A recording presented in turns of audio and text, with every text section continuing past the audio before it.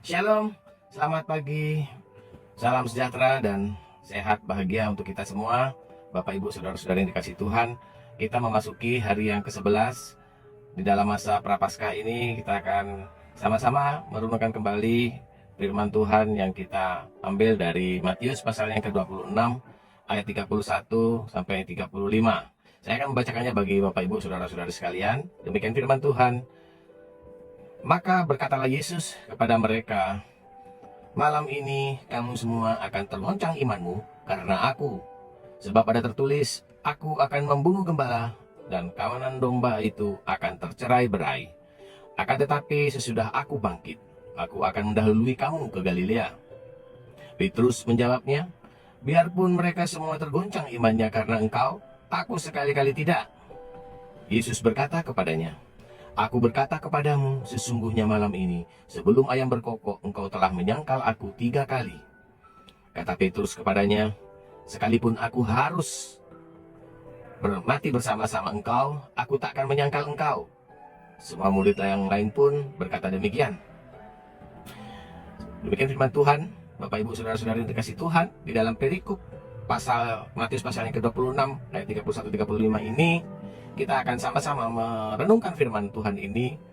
Dan saya coba belajar mengambil ada 2 bagian yang akan kita renungkan bersama-sama. Yang pertama adalah dari sisi sosok seorang Petrus sebagai murid Tuhan Yesus yang sudah menyangkal Yesus sebanyak 3 kali, dan semua murid-murid juga mengikutinya. Dan sosok yang berikutnya, yang kedua, adalah sosok Tuhan Yesus sebagai Juru Selamat, sebagai Allah yang sudah menetapkan segala sesuatunya terjadi. Demikian yang dapat kita ambil dari perikop ini. Yang pertama tentang Petrus sebagai murid Tuhan Yesus yang sudah menyangkal Yesus sebanyak 3 kali sebelum ayam berkokok. Di sini kita melihat bahwa Petrus sebagai murid Tuhan Yesus sudah melakukan kesalahan di dalam dirinya. Yang pertama, kata-kata Petrus yang pertama sangat menunjukkan kesombongan yang hebat, karena ia menganggap atau menilai dirinya sendiri lebih hebat dari murid-murid yang lain. Di dalam ayat yang kita baca tadi, Petrus menyatakan kesombongannya. Kata-kata Petrus ini disampaikan kepada Tuhan Yesus, sehingga Yesus pun yang sebenarnya sudah tahu bahwa nantinya Petrus akan menyangkalinya, itu juga menanyakan kepada Petrus tentang pernyataan ini. Apakah memang ia sungguh-sungguh mengasihi Tuhan Yesus lebih dari mereka? Hal itu dinyatakan di dalam pertanyaan Yesus di dalam kitab Yohanes yang pasal 21 ayat 15. Yesus pernah menanyakan kepada Simon Petrus, "Simon anak Yohanes, apakah engkau mengasihi aku lebih dari mereka ini?" Ya, Yesus menanyakan pertanyaan itu kepada Petrus dengan maksud apakah memang ia benar-benar mengasihinya, mengasihi Tuhan Yesus melebihi dari yang lain. Yang dalam kenyataannya Petrus menyangkali Tuhan Yesus. Namun Petrus akhirnya berubah dan bertobat. Tetapi ini bisa terjadi karena kejatuhan yang hebat pada saat ia menyangkal Yesus 3 kali. Yang berikutnya, Petrus di dalam pernyataannya yang dikatakannya kepada Tuhan Yesus sudah sangat menunjukkan percaya dirinya, self-confidence yang terlalu berlebihan. Ia bahkan lebih percaya kepada dirinya sendiri daripada kepada kata-kata Tuhan Yesus. Sebagai nubuatan firman Tuhan di dalam ayat yang ke-31 dan ke-34. Petrus tidak percaya. Ia bahkan lebih percaya kepada dirinya sendiri. Apakah di dalam kehidupan kita juga pernah mengalami hal ini? Bahwa kita terlalu percaya diri, kita terlalu mengandalkan diri kita sendiri di dalam kita menghadapi pencobaan, di dalam kita menghadapi pergumulan hidup.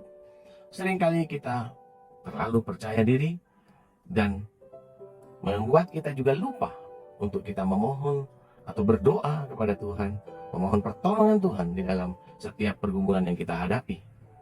Murid-murid Tuhan Yesus pun, terutama Petrus yang sudah menyatakan kesombongannya dan self-confidence yang berlebihan, bahkan lupa untuk berdoa.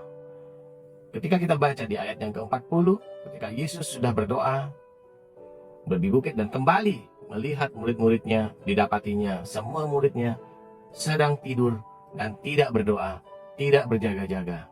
Padahal Tuhan Yesus sudah memerintahkan kepada mereka semua untuk berdoa dan berjaga-jaga. Namun mereka semua tidur, merasa dirinya sudah mampu menghadapi apa yang akan terjadi. Seringkalipun hal ini kita juga mengalami di dalam kehidupan. Kita terlalu percaya diri sehingga kita lupa berdoa, lupa memohon kepada Tuhan, lupa memohon bahwa Tuhan yang akan menolong dan memampukan kita di dalam setiap pergumulan hidup kita. Keyakinan pada diri kita sendiri pun ini menyebabkan seringkali juga kita lupa untuk berdoa. Dan akhirnya kita jatuh ke dalam dosa dan kegagalan yang akan kita hadapi.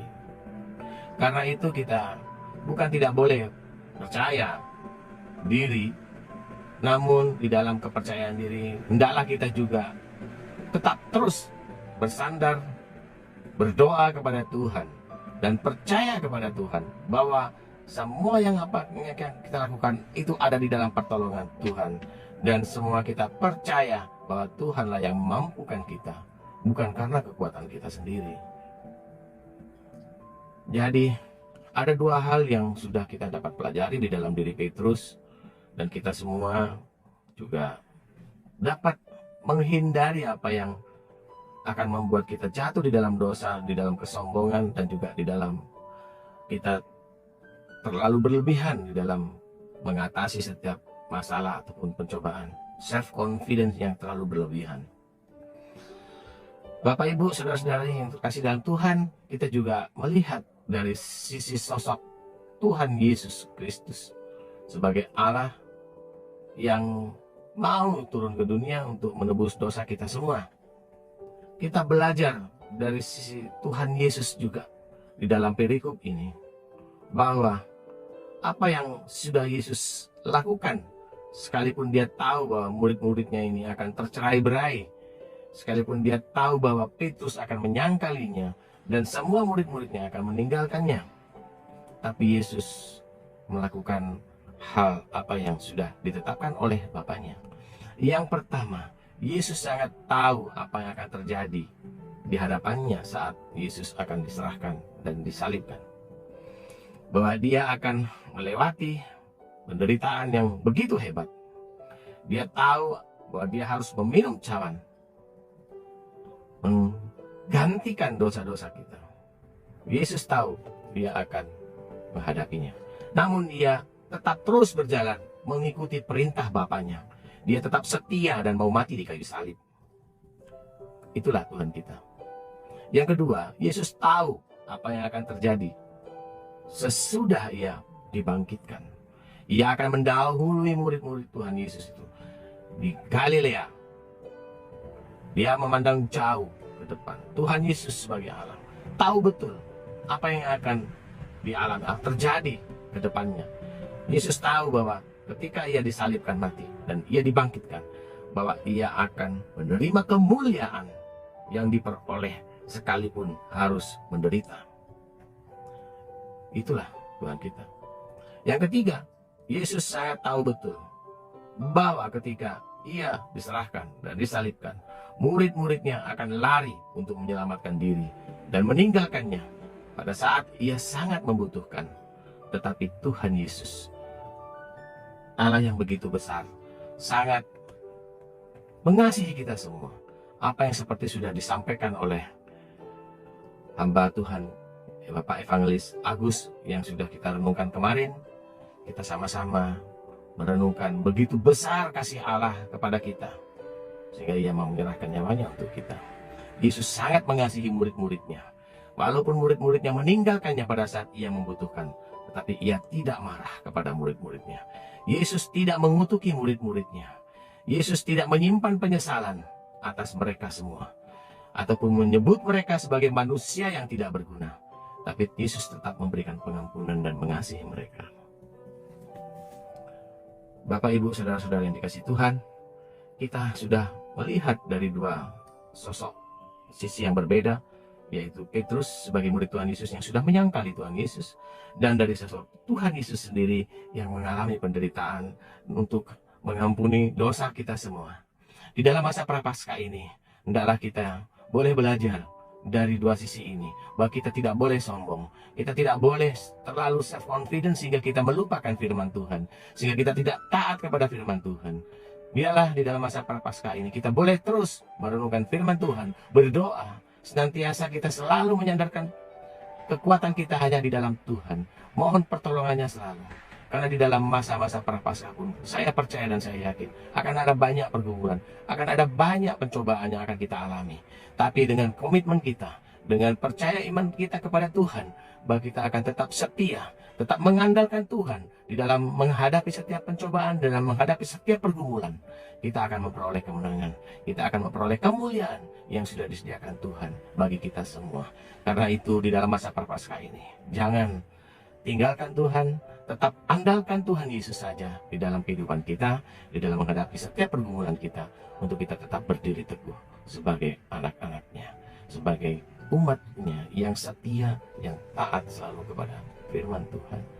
Kiranya firman Tuhan ini boleh menguatkan kita di dalam masa kita menjalani masa prapaskah ini, untuk kita sama-sama menghalau atau membuang semua, kita berkomitmen membuang semua hal-hal yang buruk, tapi biarlah kita tetap senantiasa berfokus hanya kepada Tuhan Yesus saja yang layak kita sembah, kita tinggikan, kita muliakan di dalam kehidupan kita semua. Kiranya Tuhan Yesus memberkati kita semua dan menguatkan kita sampai nanti pada masa Paskah kita semua beroleh kemenangan dan kemuliaan yang sudah disediakannya. Tuhan Yesus memberkati. Haleluya. Amin.